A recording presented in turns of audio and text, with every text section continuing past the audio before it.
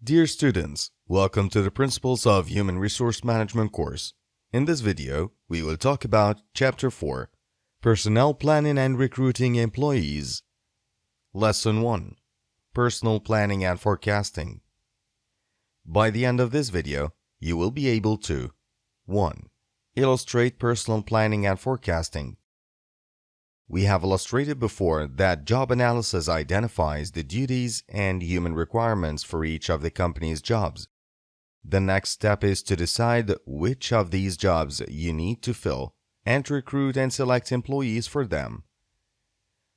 This is an introduction of recruitment and selection. The traditional way to envision recruitment and selection is a series of hurdles as following. Figure 5.1. 1. Employment planning and forecasting. Decide what positions to fill through workforce or personal planning and forecasting. 2. Recruiting. Build a pool of candidates. Build a pool of candidates for these jobs by recruiting internal or external candidates. 3. Applicants complete application forms. Have candidates complete application forms and perhaps undergo initial screening interviews. 4. Use selection tools like tests to screen out most applicants. Use selection tools like tests, background investigations, and physical exams to screen candidates. 5. Supervisors and others interview final candidates to make final choice. Decide who to make an offer to by having the supervisor and perhaps others interview the candidates. So, the recruitment and selection process is a series of hurdles aimed at selecting the best candidate for the job. Workforce or employment or personnel planning is the process of deciding what positions the firm will have to fill and how to fill them. Its aim is to identify and address the gaps between the employer's workforce today and its projected workforce needs. Workforce planning should precede recruitment and selection. Towers Watson Internet Software. Towers Watson Workforce Maps helps clients manage this workforce planning process. See the following 4 exhibits. Towers Watson's Internet software has dashboards. See the following 4 exhibits for monitoring key metrics, for instance on recruiting and retention. A workforce scan that provides detailed analysis of the client's current workforce and historical workforce trends. A workforce projection showing projected employment and skill levels given the status quo. Scenario modeling to let the employer compare what-if scenarios.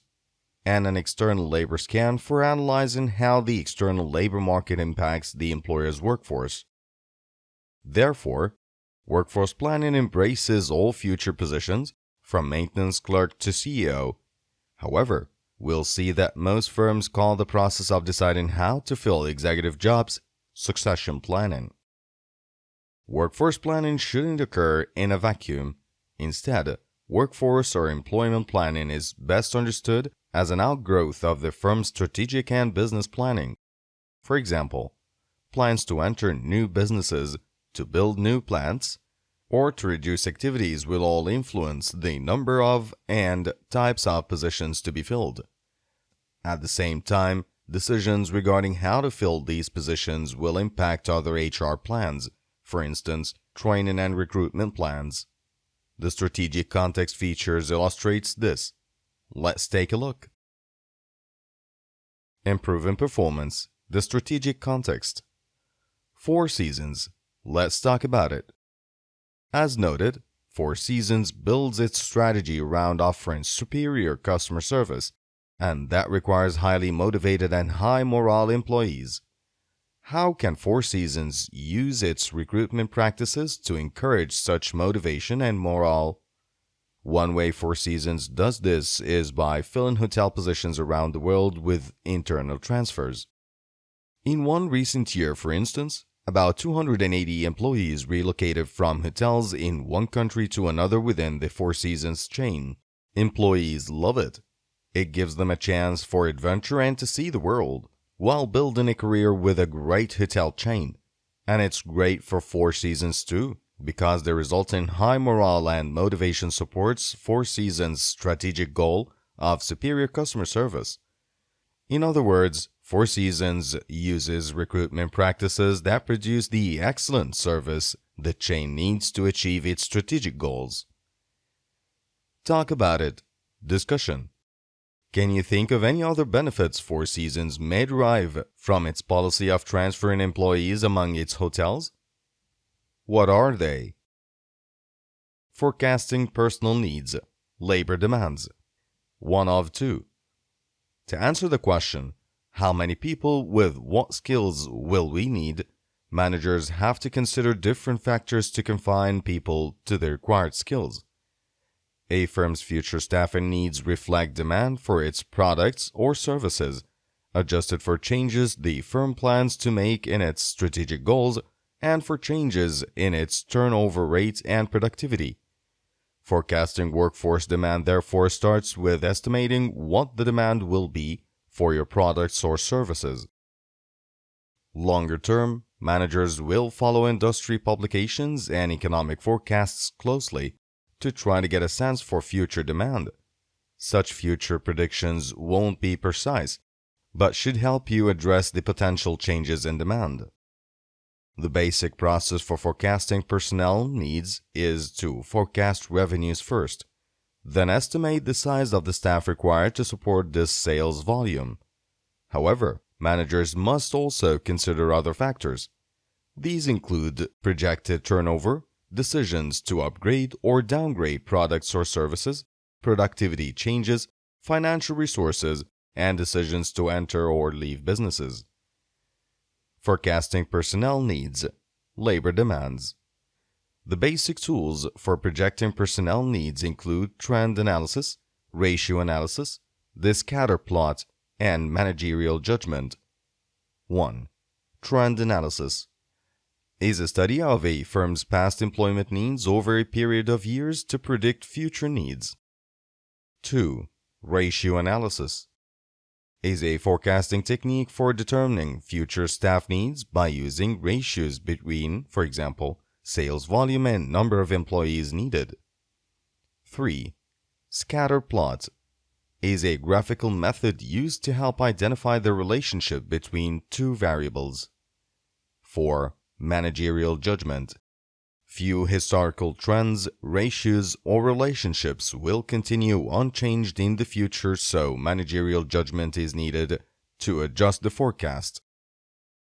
The personnel demand forecast provides only half the staffing equation by answering the question, how many employees in what positions will we need? Next, the manager must forecast the supply availability of inside and outside candidates. Most firms start with possible inside candidates. The main task here is to determine which current employees are qualified or trainable for the projected openings. Markov analysis involves creating a matrix that shows the probabilities that employees in a chain of feeder positions for a key job. Feeder positions are those to which a job incumbent may likely be promoted. For example, a junior engineer is a feeder position for an engineer. An engineer is a feeder position for a senior engineer who might be promoted to engineering supervisor, and so forth. Forecasting the supply of inside candidates, 2 of 2. Personnel replacement charts, illustrated here in Figure 5.3, are another option, particularly from the firm's top positions.